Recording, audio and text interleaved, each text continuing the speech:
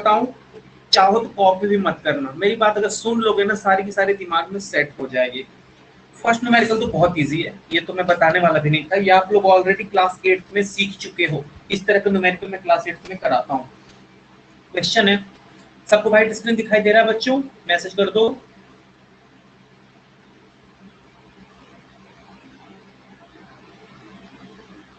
Good. Question देखो, how much heat energy necessary to raise the temperature of 5 kg of water from 20 degree Celsius to 100 degree Celsius. देखो, इस question में सबसे पहले numerical करने का तरीका आपको लिखना होता है गिवन दैट, है ना। क्या क्या गिवन है ये आपको लिखना पड़ता है। गिवन क्या क्या है कि मास दिया हुआ है, मास दिया है, किसी सब्सटेंस का मास दिया है 5 केजी। 5 केजी सब्सटेंस के वाटर को टेम्परेचर देखो, अभी वो सपोज 20 डिग्री सेल्सियस पे, उसको बढ़ाना है कहां तक? 100 डिग्री सेल्सियस में। तो ऐसा मान के चल सकते हो, पहले उसका टेम्परेचर था 20 डिग्री सेल्सियस, बाद में चल के उसका टेम्परेचर हो गया 100 degree Celsius. It means we have to change temperature from 20 degree Celsius to 100 degree Celsius. तो हमें कैलकुलेट क्या करना है? हीट। ऑब्वियसली हीट की रिक्वायरमेंट होगी, क्योंकि टेम्परेचर बढ़ाना है तो हीट की रिक्वायरमेंट होगी।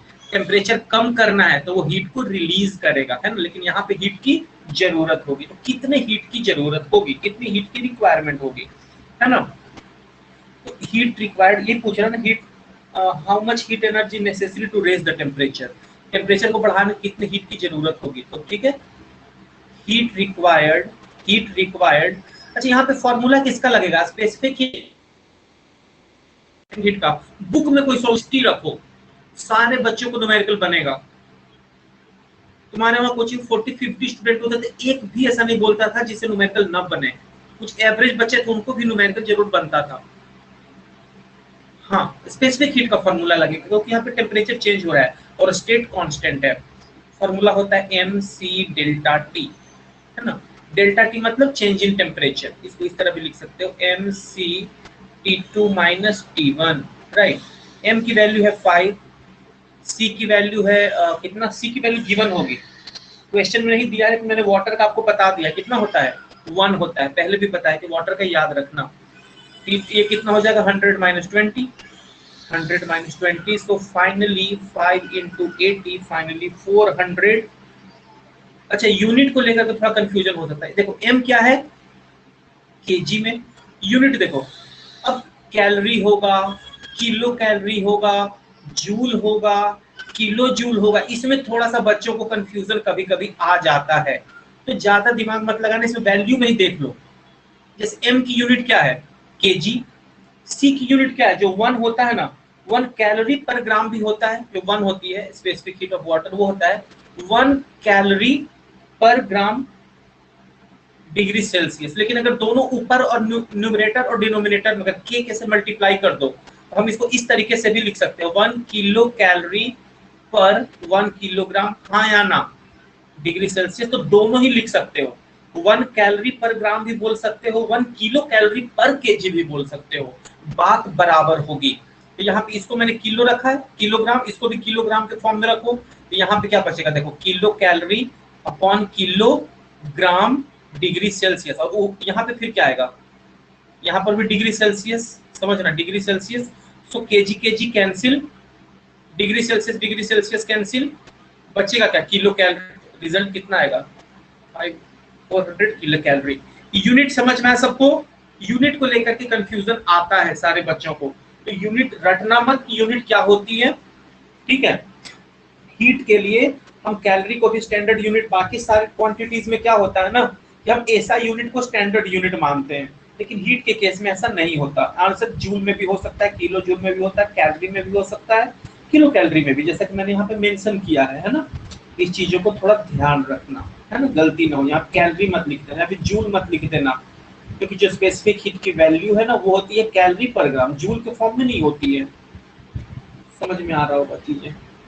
ये न्यूमेरिकल सबको समझ में आ गया? जल्दी से कॉपी कर लो, ये है आपका एग्जांपल 1। सबका सॉल्यूशन मैं आपको देने वाला हूँ, बोलोगे तो मैं एक दो आपको भी सॉल्व करने को दे दूंगा, अदरवाइज सारे क्वेश्चन मैं खुद सॉल्व कराता हूँ।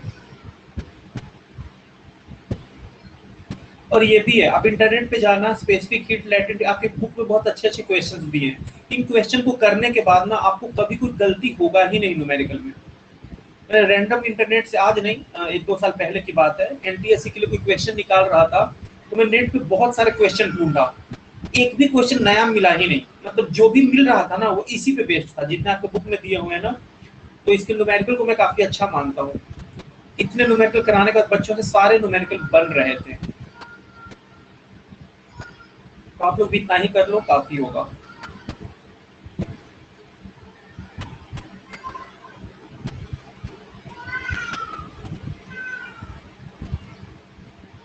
आप लोग यहाँ एनटीएससी का बैच भी स्टार्ट हो रहा है क्या, सुनने में आया है?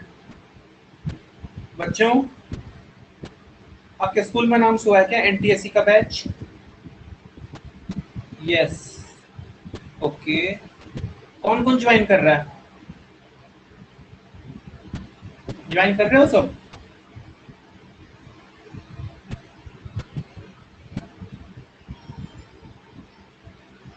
No, I am not, no, okay. चलो चलो, ठीक है ठीक है ठीक है। एक्चुअली मुझे पढ़ाने को बोला गया है, मैंने सोचने का टाइम, क्या मुझे पढ़ाना चाहिए कि नहीं, तुम लोग बोलो बच्चों।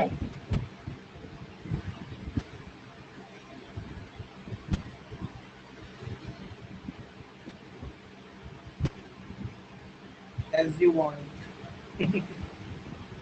चलो ठीक है। कई स्टूडेंट जो यहाँ पे ज्वाइन नहीं किए हैं ना वो लोग, हाँ ऑब्वियसली ये तो मेरा ही अंतिम डिसीजन होगा, बट चलो देखते हैं क्या होता है।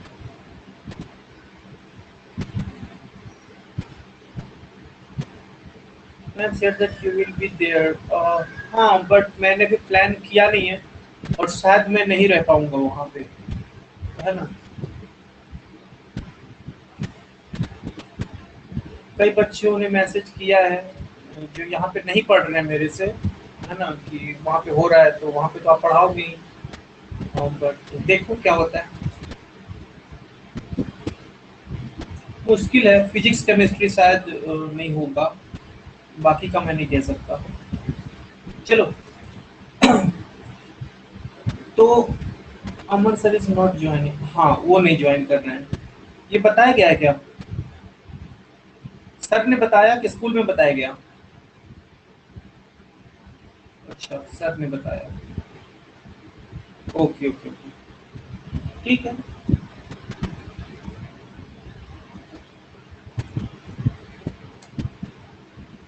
तो इसके बाद हम नेक्स्ट न्यूमेरिकल करने वाले हैं। नेक्स्ट देखो, एग्जाम्पल नंबर 2। ये दिखने में आपको काफी बड़ा लग रहा है, आंसर प्लीज देखना ही मत, साइकोलॉजिकली आप लोग डर जाओगे। देखना ही मत, सिर्फ क्वेश्चन पढ़ो, और देखो कितनी आसानी से 3 स्टेप में आंसर आ जाएगा।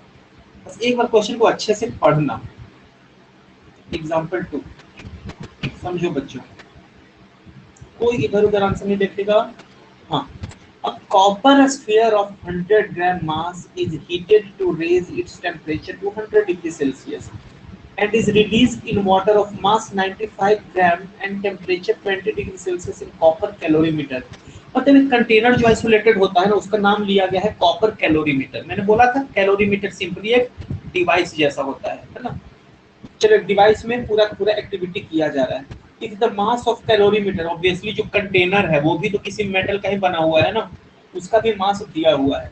What will be the maximum temperature of the water, ये तो पूरा क्वेश्चन लिख दिया। क्वेश्चन को समझो, एक कैलोरीमीटर दिया हुआ है, मान के चलो कैसा है, कैलोरीमीटर दिया हुआ है, ये कॉपर कैलोरीमीटर, कॉपर कैलोरीमीटर। एक बार समझ जाओगे, खुद से ये फिगर बनाने लगोगे, खुद से पूरा स्टेप कर लोगे। ये है कॉपर कैलोरीमीटर। इसमें क्या है, कॉपर का स्फीयर है जिसका मास दिया हुआ है, heated to raise the temperature of 100। एक कॉपर का बॉल है, देखो, जिसको किस टेम्परेचर तक गर्म किया गया है, जिसका टेम्परेचर कितना है, 100 डिग्री सेल्सियस। टेम्परेचर कितना, 100 डिग्री सेल्सियस, क्योंकि उतने तक उसको गर्म किया गया, और उसका मास कितना दिया हुआ है, 100 ग्राम। 100 डिग्री सेल्सियस है, और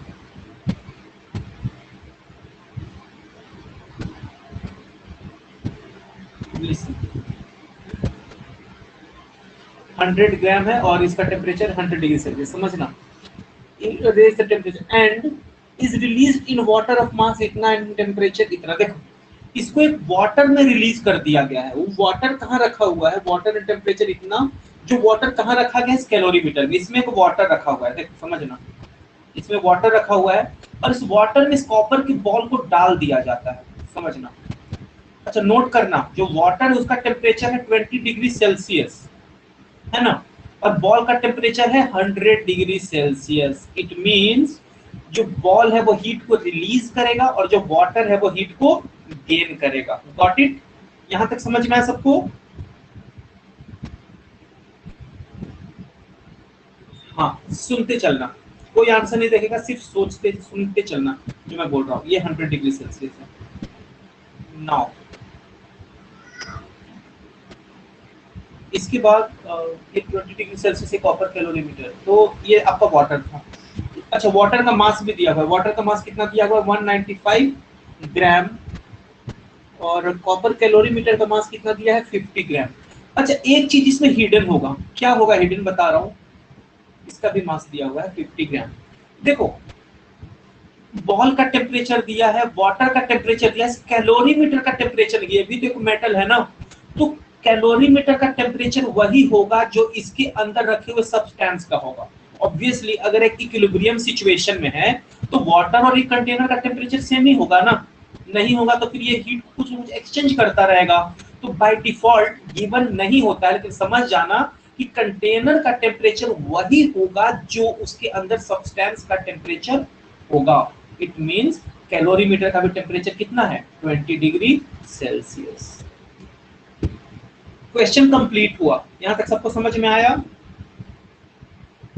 इतनी चीजें दिया हुआ है।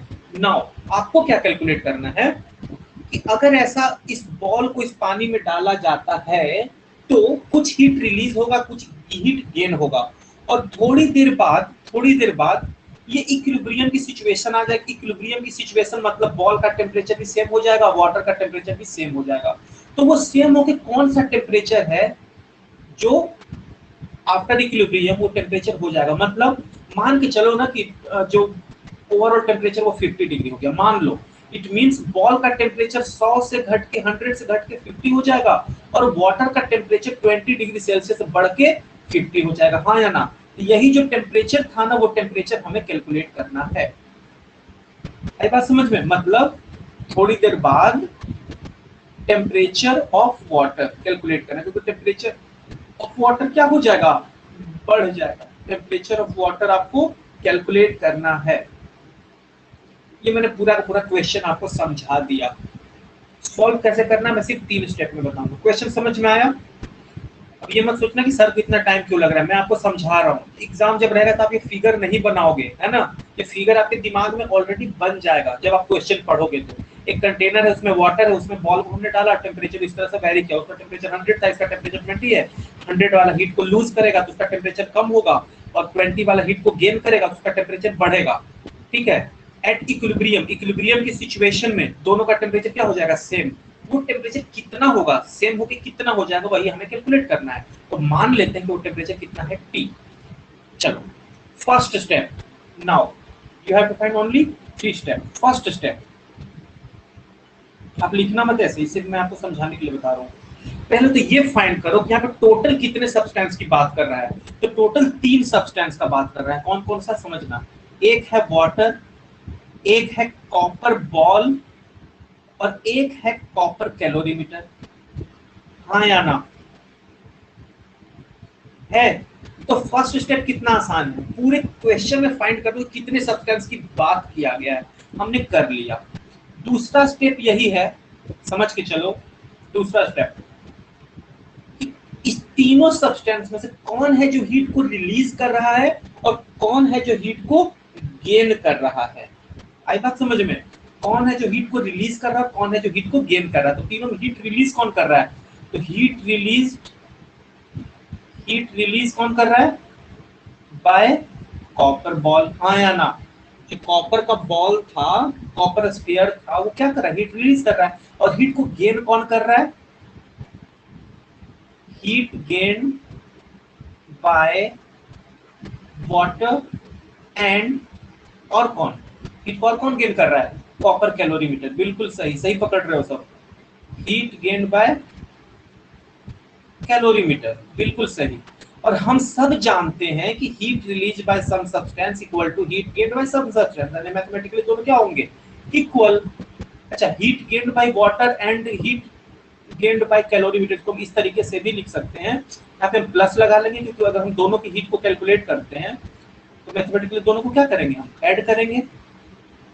सेकंड स्टेप कंप्लीट है सबका? मैंने बोला था 3 ही स्टेप में सारे को न्यूमेरिकल में बताऊंगा। 3 स्टेप और बाकी आपका कैलकुलेशन है। थर्ड स्टेप क्या है क्या? और सारे न्यूमेरिकल आपको इतने ही स्टेप में बनेंगे। थर्ड स्टेप, थर्ड भी कुछ नहीं है, 2 ही स्टेप है। थर्ड स्टेप बस, थर्ड में करना क्या है? बस ये वैसे तो मेन 2 ही है, इसकी वैल्यू रख देनी है। Heat release bye copper ball, यहाँ पे बताओ टेम्परेचर 100 से घट के कितना हो जा रहा है? टी। मान लेते हैं यहीं के ऊपर में लिख लेंगे, let temperature of water, temperature of water be T degree celsius, T degree celsius मान लेते हैं। कितना? टी। इसका मतलब कि कॉपर बॉल का टेम्परेचर घट करके टी हो जाता है। फॉर्मूला किसका लगेगा? लैटेंट हीट का, स्पेसिफिक हीट का? ऑब्वियसली स्पेसिफिक हीट का। फॉर्मूला क्या होगा? M C delta T. हाँ या ना?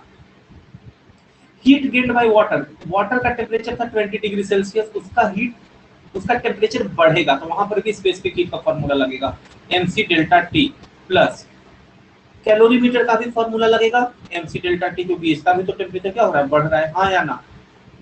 अब ये लिखना थोड़ा सही नहीं लग रहा है क्योंकि एम एम एम सबका एम अलग है। यहाँ या तो M1 M2 ले लेते, या तो इस तरह की कुछ सिचुएशन हो जाती है ना। एक काम करते, इसको M1 C1 लिख लेते हैं, M2 C2 लिख लेते हैं, इसको M3 C3 लिख लेते हैं। कैसा रहेगा बच्चों? सही है? नाउ अब बताओ कॉपर बॉल का एम कितना? अब कुछ नहीं, 3 ही स्टेप था, मैंने बोला था 3 स्टेप में न्यूमेरिकल बताऊंगा। अब आपको बस इनकी वैल्यू पुट कर लेनी है, उसको सॉल्व करना है, ये आपकी ड्यूटी है, मैं यहाँ कुछ नहीं कर सकता। देखो M1 की वैल्यू कितनी है? 100 ग्राम, आप सबको पता है 100 ग्राम। स्पेसिफिक हीट कॉपर का गिवन होगा, वैसे मुझे याद है 0.1 होता है कैलोरी पर ग्राम डिग्री सेल्सियस। कॉपर का कितना होता है? 0.1 कैलोरी पर ग्राम डिग्री सेल्सियस। याद ही रखना, मुझे याद हो गया करते करते, गिवन होगा क्वेश्चन में। तो इसका 100 ग्राम दिया था, सब कुछ ग्राम के फॉर्म में दिया है, किलो नहीं है ना। तो 0.1 से टेम्परेचर कितना चेंज हो रहा है?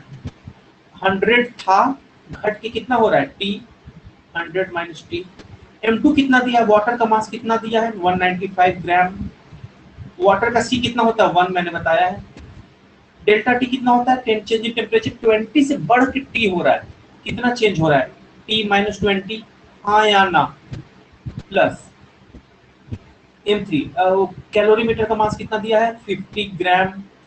अच्छा, कॉपर कैलोरीमीटर है तो जो कॉपर का स्पेसिफिक हीट होगा वही कैलोरीमीटर का भी स्पेसिफिक हीट होगा, यानी 0.1। चेंज इन टेम्परेचर कितना होगा? 20 से बढ़ के टी हो रहा है, it means T minus 20। Got it? अब बस इसकी वैल्यू पुट कर दो, 10 इंटू 100 माइनस टी। अब इसको मैं सॉल्व तो नहीं करूंगा, ये तो आपको ही करना पड़ेगा, है ना। टी माइनस 20 कॉमन ले लो तो 195 प्लस 5, और यहाँ ब्रैकेट में कर लो टी माइनस 20। अब यहाँ पे आपको किसी भी तरीके से आप टी की वैल्यू कैलकुलेट करके मुझे बताओ, बुक में कोई नहीं देखेगा, सब सॉल्व करके बताएंगे। कितना आ रहा है? पहले सॉल्व करो, फिर मैं पूछूंगा आप लोग से समझ में आया कि नहीं। कर पाओगे कि नहीं? नहीं बने तो बोल देना, मैं कर दूंगा।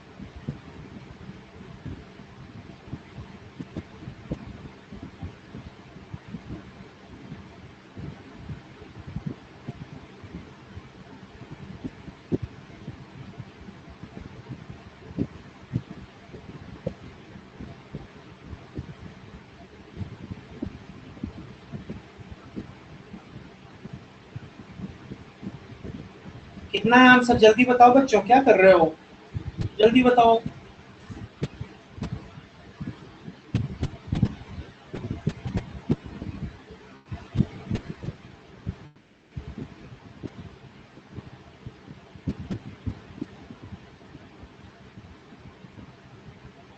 23। हाँ, बुक में भी जैसा ही कुछ दिया, 23 पॉइंट समथिंग दिया हुआ है, तो मान लेते हैं।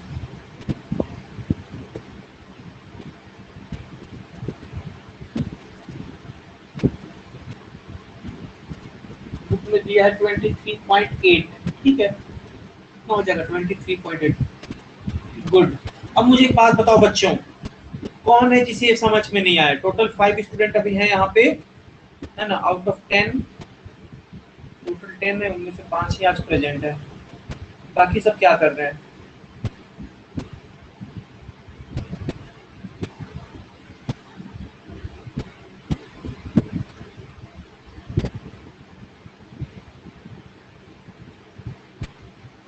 जितने बच्चे हैं, क्या उन लोगों को समझ में आ गया? ऑनेस्टली बताना, एक बार पूरा स्टेप देख लो, फिर इसको कॉपी कर लो। पहला क्वेश्चन जरूर लेंथी लग सकता है कि सर बहुत बड़े बड़े कॉन्सेप्ट आपने बताया, बहुत सारे मैंने चीजें बताई, बट वो है ना बहुत आसान। Give one more like this. हाँ बिल्कुल, मैं सारे कराऊंगा, सारा एक और कराऊंगा।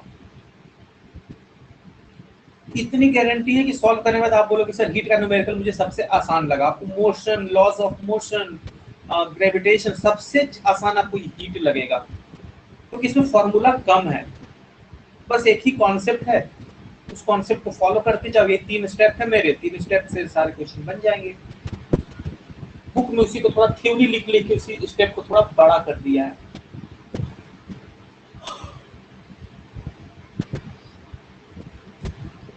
कॉपी हो गया तो मैसेज कर दो, डन। उसके बाद हम नेक्स्ट न्यूमेरिकल पे जाएंगे।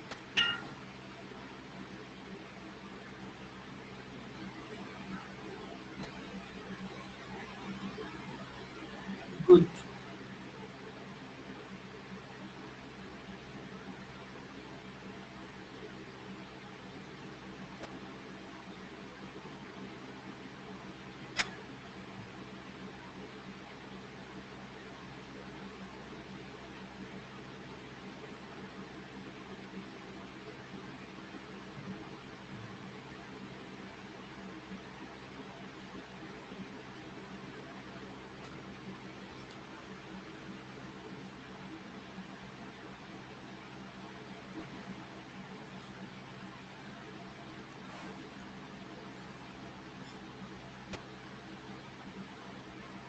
गुड।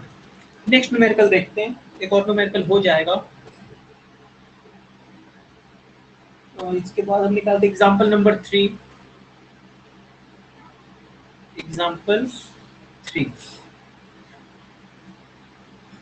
जहाँ तो मुझे पता है सबसे अच्छा क्वेश्चन यही है, क्योंकि इसमें लैटेंट हीट, स्पेसिफिक दोनों का ही कॉन्सेप्ट यूज किया जा रहा है। फिर चलो समझते हैं, क्वेश्चन समझो।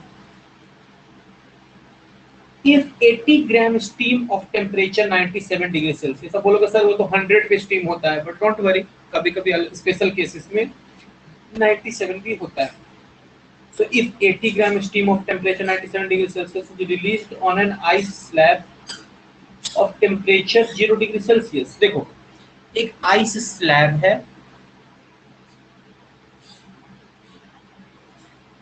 जिसका टेम्परेचर कितना दिया हुआ है, 0 डिग्री सेल्सियस। इसके ऊपर क्या रिलीज किया जा रहा है? इसके ऊपर क्या रिलीज किया जा रहा है? Steam.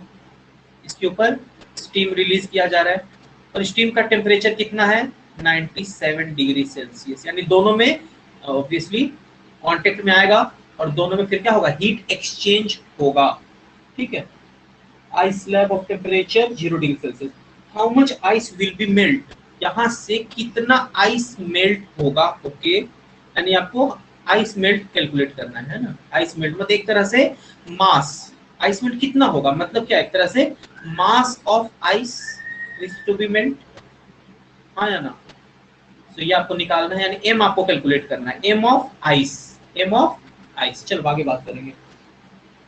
How much has to be melt? How much energy will be transferred to the ice when the steam will be transformed to water. देखो आगे बोल रहा है कि how much energy will be transform, कितनी एनर्जी आइस पे transform होगी जब वो स्टीम वाटर में ट्रांसफॉर्म होगा। जब ये स्टीम वाटर में ट्रांसफॉर्म होगा, समझना, तो उस केस में बोल रहा है कितनी हीट क्या होगी, ट्रांसफर होगी। तो बात तो वही है ना, हीट ट्रांसफर या फिर हीट एब्जॉर्ब, यानी टोटल हीट भी आपको कैलकुलेट करना है और मास भी कैलकुलेट करना है, कितना आइस का जो अमाउंट है वो मेल्ट करेगा।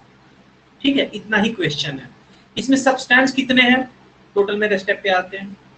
कितने सब्सटेंस है टोटल बच्चों, बताओ जल्दी, कितने सब्सटेंस है यहाँ पे, दो। कौन कौन सा, स्टीम एंड आइस, वो दोनों अगर एक साथ कांटेक्ट में आएंगे, हीट रिलीज कौन करेगा, मैसेज करते चलो, हीट रिलीज कौन करेगा,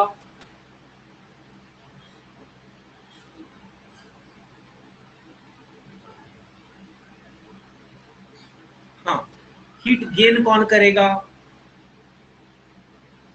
आइस, बिल्कुल सही।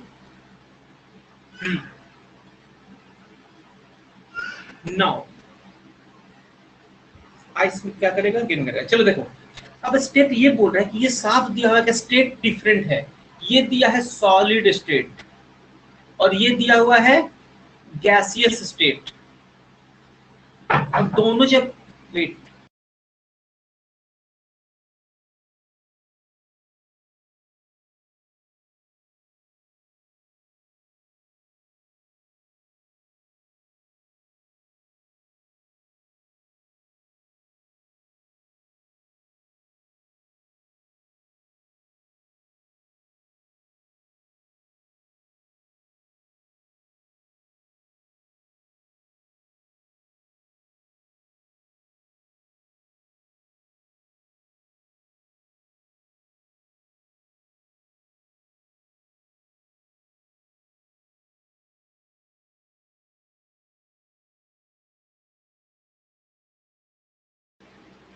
हाँ बच्चों, हम यहाँ पे थे, मैंने क्या बोला था, हाँ, तो देखो यहाँ पे स्टेट देखो, सॉलिड या गैसियस, यहाँ पे स्टेट भी चेंज हो रहा है, मतलब लैटेंट हीट का भी कॉन्सेप्ट यूज होगा।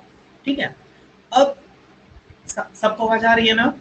अब देखो यहाँ पे होगा क्या, सबसे पहले तो ये 0 डिग्री सेल्सियस लैटेंट हीट कहाँ का यूज होगा, 0 डिग्री सेल्सियस जो सॉलिड है यानी आइस, वो 0 डिग्री सेल्सियस लिक्विड में कन्वर्ट होगा, हाँ या ना। और फिर इसके बाद सपोज टेम्परेचर हो जाता है T डिग्री बढ़ के और 5 डिग्री, 6, 7, 8, 10 डिग्री सेल्सियस होता है टेम्परेचर, तो फिर वो क्या होगा, कुछ स्पेसिफिक T डिग्री सेल्सियस पे वो क्या रहेगा, वाटर में कन्वर्ट होगा, हाँ या ना। इसी तरह स्टीम की बात करो, देखो यहाँ पे 3 स्टेप हो रहा है, 1, 2, 3 स्टेप। अगर स्टीम की बात करो तो वो 97 डिग्री सेल्सियस स्टीम से 97 degree Celsius, 97 degree Celsius liquid में कन्वर्ट होगा, है ना। और 97 डिग्री सेल्सियस लिक्विड से T डिग्री सेल्सियस वाटर में कन्वर्ट होगा, यानी लिक्विड में कन्वर्ट होगा, हाँ या ना। यानी एक बार लगेगा लैटेंट हीट का फॉर्मूला, एक बार लगेगा स्पेसिफिक हीट का फॉर्मूला, लैटेंट हीट का फॉर्मूला, स्पेसिफिक हीट का फॉर्मूला। यस और नो, क्वेश्चन समझ लो पहले।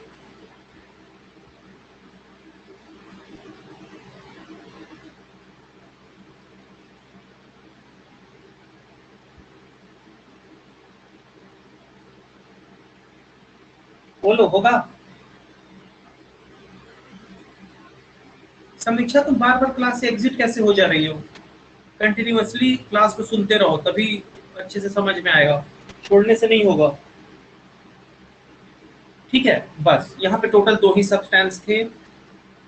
ठीक है, एक था स्टीम, इसको फाइंड करना था, ये कोई स्टेप थोड़ी ना है, स्टीम है और क्या है, आइस है, और बोलोगे तो बीच में अगर आएगा तो कुछ वाटर आएगा। खैर यहाँ पे वाटर की बात ही नहीं कर रहा है, कितना जो आइस है वो मेल्ट हो जाएगा यानी लिक्विड बन जाएगा, है ना, यानी लिक्विड की भी चलो बात किया है। सेकेंड स्टेप मैंने बोला है, सेकेंड स्टेप में क्या होगा, हीट गेन। हीट गेन कौन किया, अभी तो हीट रिलीज कर रहा है, हीट गेन कौन करेगा बच्चों, जल्दी बताओ। Network issue, okay okay. Heat, हाँ, heat gained by ice, heat gained by ice, और यहाँ पे क्या होगा, हीट रिलीज बाय स्टीम। ये पूरा का पूरा स्टेप दिया हुआ है। वेट वेट,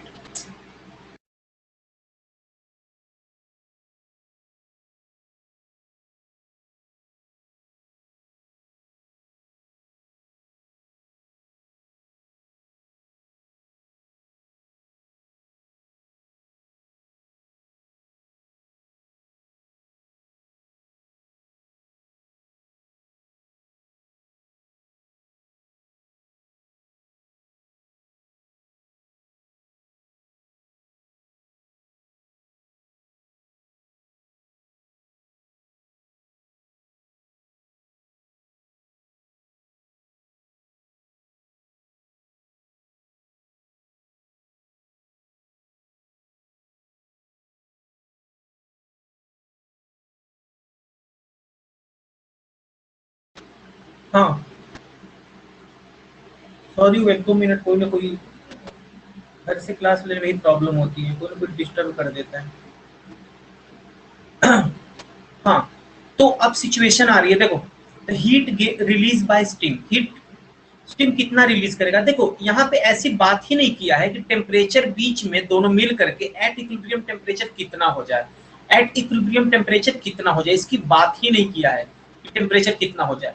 तो यहाँ पे हम क्या करेंगे, हीट गेन्ड बाय आइस, मान के चलो कि जो आइस है वो कन्वर्ट किस में हो रहा है, वाटर में, बोल रहा है ना, कितना मेल्ट करेगा, मेल्ट करना मतलब वाटर की बात कर रहा है, यानी कि स्टैंडर्ड केस के वाटर की बात कर रहा है। यानी मान के चलो कि जो आइस है वो क्या बन रहा है, वाटर बन रहा है। तो इसमें कितना, सॉरी, लेटेंट हीट का क्या, कौन सा फॉर्मूला यूज होगा, लेटेंट हीट का फॉर्मूला होता है Q इक्वल टू ml। इसका मास कितना दिया है आइस का, बताओ। आइस का मास दिया हुआ है कितना था क्वेश्चन में, वेट, 80 ग्राम, कितना था, 80 ग्राम, एक बार बुक में देख लेता हूँ, 80 ग्राम। अच्छा, लैटेंट हीट यहाँ पे क्या हो रहा है, fusion of, latent heat of fusion of ice कितना होता है, पता है किसी को, बता दो, बुक में दिया होगा। नहीं, वेपोराइजेशन 540 होता है शायद, अपने बुक में क्या दिया तुमने, तो मुझे भी कंफ्यूज कर दिए। हाँ, मेल्टिंग 80 दिया है बच्चे, क्या कर रहे हो सारंग, वेपोराइजेशन 540 होता है ना। ये मेल्ट होके इतना लग रहा है हीट, अब इतने में ये कन्वर्ट हो जा रहा है वाटर में, इट मींस ये कन्वर्ट हो जा रहा है 0 डिग्री सेल्सियस वाटर में, यानी इतना हीट गेन किया। क्यों गेन किया, क्या बनने में, वाटर बनने में, क्या बनने में, वाटर बनने में। इसके बाद इस जो सिचुएशन दी, heat release bye steam, steam कितना हीट रिलीज किया, स्टीम कितना हीट रिलीज किया, स्टीम का भी कुछ मास दिया हुआ होगा ना, कितना दिया है बच्चों, स्टीम का मास नहीं दिया है क्या, तो नहीं दिया है तो उसी को मान के चलो जितना मास गिवन है। अच्छा, दिया नहीं है तो एक काम करो, उसको एम ले लो, ये तो मैंने भी नहीं देखा क्वेश्चन में, इसका तो मास गिवन नहीं है, mass of steam, wait wait wait, question तो मैंने,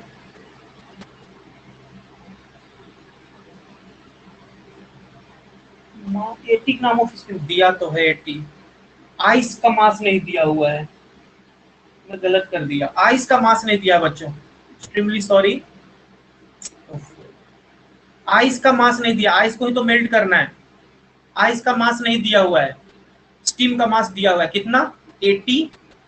अब समझना, 80 मास था और 90 डिग्री 97 डिग्री सेल्सियस, स्टीम से 97 डिग्री लिक्विड बनता है, we have to find the mass of, हाँ ठीक है ठीक है।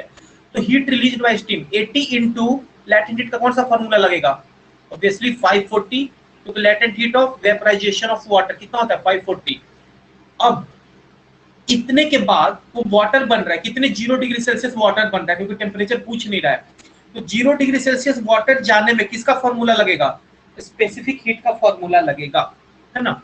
तो प्लस मास तो यही रहेगा, मास कितना रहेगा एम सी, वाटर का सी कितना होता है 1 होता है। चेंज इन टेम्परेचर कितना होगा 97 माइनस 0, यस और नो। इसको चाहो तो सॉल्व कर लो। तो ये देखो 80 into 540 plus 80 into 97 upon 80, answer कितना आ रहा है बच्चों, आंसर बताओ। बुक में कितना आंसर दिया है? अरे बुक में तो आंसर ही नहीं है। बुक किसने भेजा था, सारंग ने। बुक में आंसर कितना दिया बच्चों,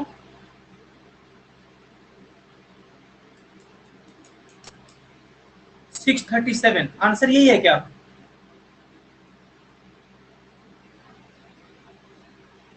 मैच कर लो, और तो कुछ मुझे कॉन्सेप्ट यहाँ पे लग नहीं रहा है। अरे वो ठीक है, बुक में आंसर कितना दिया, क्योंकि मेरे पास जो भेजा उसमें आंसर नहीं, बुक में मिस्टेक है क्या कुछ? बुक में क्योंकि आंसर गिवन नहीं है, ये तो हीट गेन निकाला गया है। हीट गेन तो बाद में निकल जाएगा, हीट कितना गेन की कर रहा है, हीट उतना ही गेन करेगा जितना हीट रिलीज करेगा। कोई भी एक वैल्यू कैलकुलेट कर सकते हो, ये जो वैल्यू है ना ये वाली, ये हीट गेन का फॉर्मूला है। हीट गेन तो इतना आ जाएगा, but answer is on next page, I haven't sent it, sorry. It's okay, तुम बस बता तो दो कि आंसर कितना है, भेजना जरूरी थोड़ी है। आप लोग देख लो, मेरा काम था स्टेप बताना। 637, फिर ठीक है, जब आंसर है ही तो हाँ ठीक है ना, तो एक 637 आंसर है, और एक आंसर इस सारी वैल्यू को ऐड कर लो। क्या बोला, कितना हीट गेन कर रहा है, तो भाई हीट गेन तो हम नहीं निकाल सकते हैं, लेकिन हीट रिलीज तो निकाल सकते हैं। गेन और रिलीज बराबर ही तो होता है, इसकी वैल्यू निकालो। तो हीट रिलीज कितना होगा, या गेन भी निकाल सकते हो, हीट रिलीज कितना होगा, ये वाली जो वैल्यू है ना 80 इंटू इन ब्रैकेट 540 प्लस 97 कितना हो जाएगा 637, वही आएगा आंसर। बुक में ये दिया हुआ है 50960, ये मैं देख दे रहा हूँ 50960 कैलोरी, ठीक है। बच्चों समझ में आया, प्लीज मैसेज करो, समझ में आया सबको? अभी तो सिर्फ सॉल्व एग्जाम्पल हुआ है, अभी तो हमारे पास 4 एग्जाम्पल है जो अनसॉल्व हैं, ये हम कल के दिन करने वाले हैं।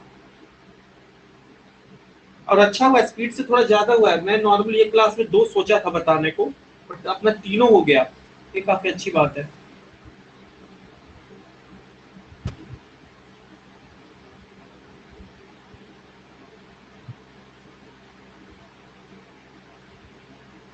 समीक्षा आकांक्षा, चलो सबको समझ में आ गया, 4 बच्चे हैं।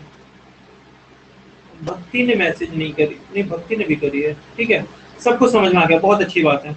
इसी तरीके से क्वेश्चन बनेगा, 3 स्टेप तो मैं ऐसे लिख दिया हूँ, मेनली तो कहा जाए 2 ही स्टेप है। एक तो फाइंड करना, तो फाइंड करना क्वेश्चन पढ़ के हमें आइडिया हो जाएगा। तो एक ही चीज निकाल, गेन पता कौन है जो गेन कर रहा है और कौन है जो रिलीज कर रहा है, और दोनों की हीट को कैलकुलेट कर दो, इक्वेट कर दो। ये मेरा तरीका है ना, और इससे बड़ी आसानी से क्वेश्चन बन जाते हैं। ठीक है, फिर आगे का न्यूमेरिकल हम अगली क्लास में करेंगे, ठीक है बच्चों। Do you have class tomorrow, हाँ बिल्कुल, कल भी क्लास होगी। इस वीक में पहले क्लास नहीं हुई है ना, मैंने सोचा था तीनों कंटिन्यूअसली क्लास ले लें। और अगर अच्छी स्पीड आप लोग सारे न्यूमेरिकल समझ गए, अच्छी स्पीड रखोगे तो कल एक दिन में पूरा का पूरा हो भी जाएगा, ठीक है। हाँ, और कल की क्लास वो बच्चे अटेंड नहीं कर पाएंगे जिनका फीस अभी तक कंप्लीट नहीं हुआ है। संडे और कल मैं अनाउंस करूंगा टेस्ट का, मैं थोड़ा प्लान कर लूंगा सारा, ठीक है। कुछ बच्चों ने ऑलरेडी फीस कंप्लीट कर दिया, बेटा जल्दी से सिलेबस मुझे कंप्लीट कराना, आपका एनटीएससी भी पढ़ाना है, जल्दी से आप लोग फीस सबमिट कर दो। जिनका नहीं होगा वो कल का क्लास अटेंड नहीं कर पाएंगे, ठीक है। मैं किसी का नाम नहीं ले रहा हूँ, कौन है, हो सकता है आप लोग में कोई ना हो सकता है आप लोग में सारे बच्चे हो, ठीक है। क्लास रिकॉर्ड हो रही है, सारे बच्चे देखेंगे, इसलिए मैंने अनाउंस कर दिया। कल की क्लास नहीं कर पाओगे सब, जिनका फीस सबमिट है सिर्फ वही क्लास अटेंड कर पाएंगे। ठीक है, फिर आज के लिए इतना ही, और फिर हम लोग मिलते हैं कल, है ना। Okay, bye bye.